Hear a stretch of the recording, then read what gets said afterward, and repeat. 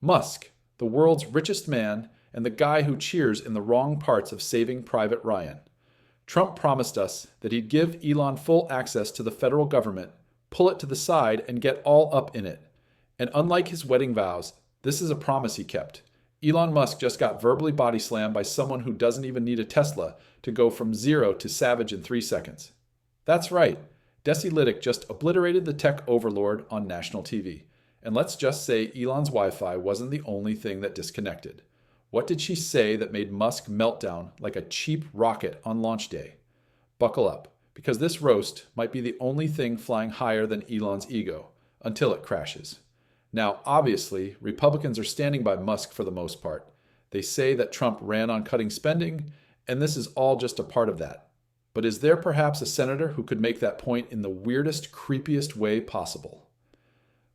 Elon Musk, the man who thinks launching rockets and launching hot takes are basically the same skill set, just got absolutely vaporized by a 5-minute comedy bit.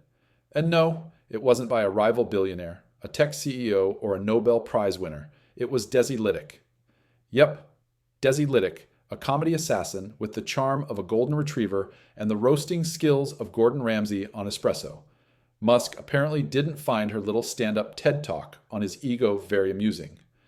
Today was a big day for Donald Trump. He had a meeting with every member of his cabinet, and he even invited the president. By the way, thanks for dressing up, Elon. And don't let us keep you from a blackjack tournament in 2006.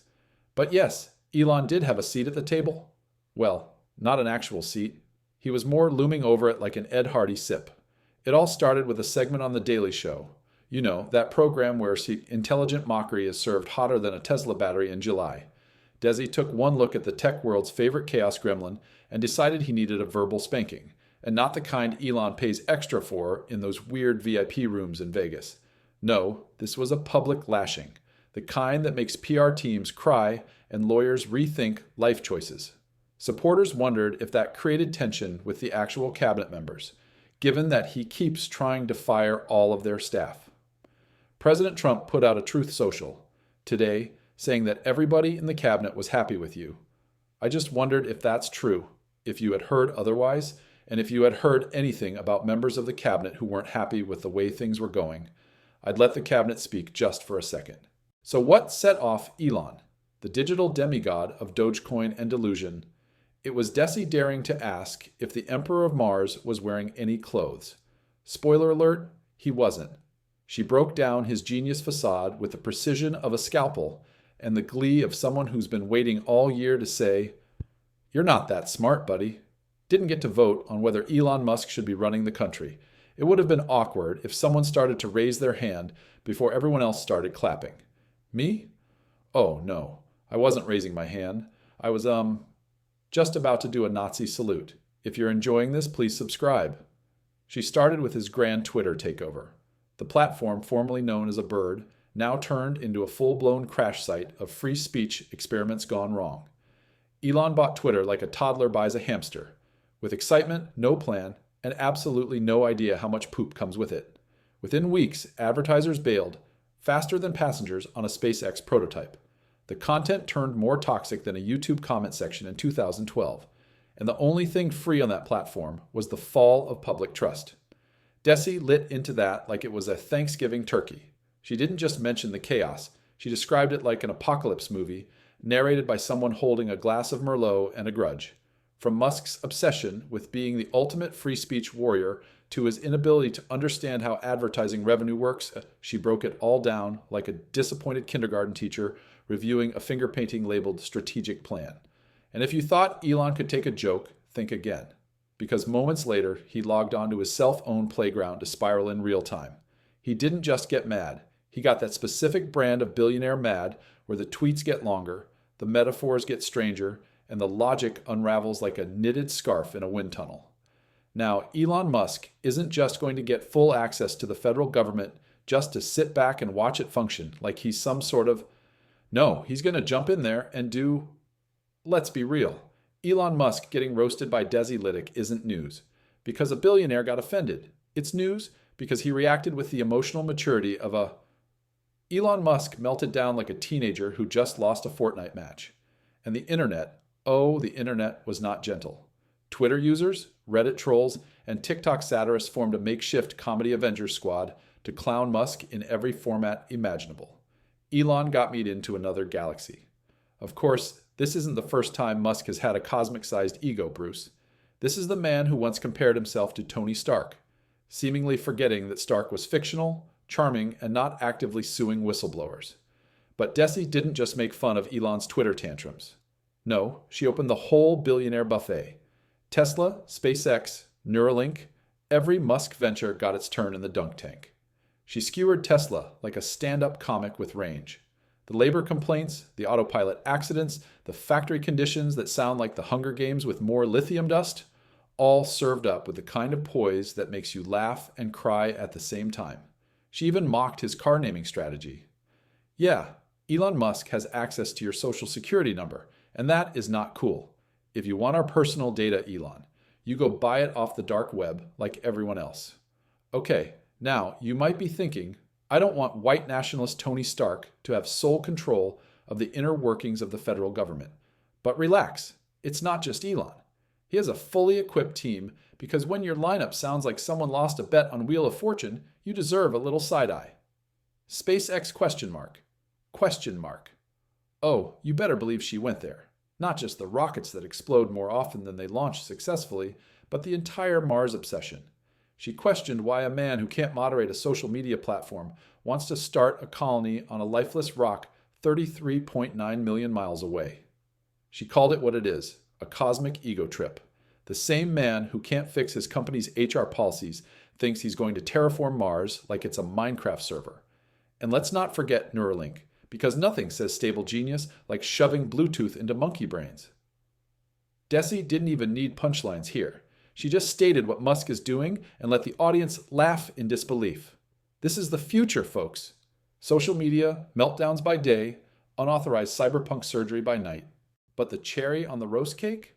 Desi's calm delivery.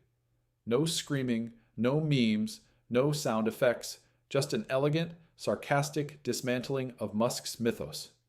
It was like watching someone peel an onion of ego, one layer at a time, while the billionaire at the center kept screaming about free speech and electric trucks.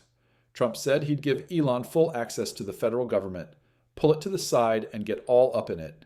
And unlike his wedding vows, this is a promise he kept. Elon Musk's sweeping push to remake the federal government sparked democratic panic and warnings of a constitutional crisis.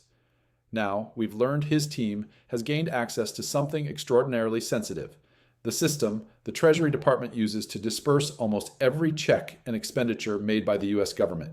That's a vast database with millions of Americans' personal information. Yeah, you'd think a man with a literal rocket company would know how to avoid self-destruction.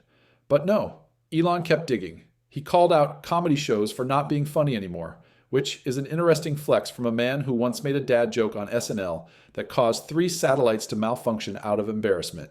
He doubled down, then tripled. At one point, his post became indistinguishable from that guy at the bar, ranting about the media while refusing to tip the bartender. And just like that, Desi became a folk hero. The slayer of Silicon Valley ego, the satirical David to Musk's tech Goliath. Clips of her roast flooded YouTube, Instagram Reels, and your aunt's Facebook timeline. You couldn't escape it. Even cats on TikTok were getting in on the action, pawing at a screen every time Elon showed up. But here's the real kicker. She didn't even make anything up. She just highlighted his behavior. That's the power of satire done right. It holds a mirror up to madness and says, hey, is this really the hill you want to die on? So what does this say about Elon Musk, the supposed genius of our age? Maybe, just maybe, building rockets doesn't make you bulletproof, to a well-timed joke that billionaires can't buy immunity from. Not only that, Musk has been planting his big balls in a whole bunch of little-known agencies that actually run the government: the GSA, the OPM, the OMB, the OC, and SVU. And of course, the big question about this takeover, and one we'll be asking ourselves a lot over the next 4 years, is this and that the best way to deflate a gas giant is with a needle of well-placed sarcasm? Now, don't get it twisted. Musk still has his defenders. They declared Desi irrelevant while making her trend for 72 hours straight. Some even tried to roast her back. But attacking a professional comic with no sense of timing is like challenging Gordon Ramsay to a chili cook-off using ketchup and hope. Meanwhile, Desi thrived, glowing, unbothered. She didn't respond, didn't engage, just posted a gif of popcorn and let Elon implode in 4K. It was strategic silence at its finest, because when the world's richest man is rage tweeting at you, the best move is to let him scream into the void while you enjoy the view from your pedestal of punchlines. This wasn't just a viral moment, it was a cultural vibe shift, a reminder that no matter how many satellites you launch or cryptocurrencies you shill, you are never above a comedy roast, especially not when you're handing out content like candy on Halloween. Desi didn't even need to dig deep. Elon makes it easy. He's, in essence, a walking onion headline with access to booster rockets. Let's talk about Doge. It's the reason an 18-year-old virgin has your social security number. Elon Musk has been trying to find ways to fire as many federal workers as possible. And this weekend, he tried out his new method by sending an email that shouldn't have been a meeting or an email. And just like that, Desi Lydic walked in with a microphone and walked out with Elon Musk's entire reputation folded neatly in her back pocket. It wasn't just a roast. It was a public service. She didn't just throw shade. She installed solar panels on it, powered by the sheer wattage of Musk's hypocrisy.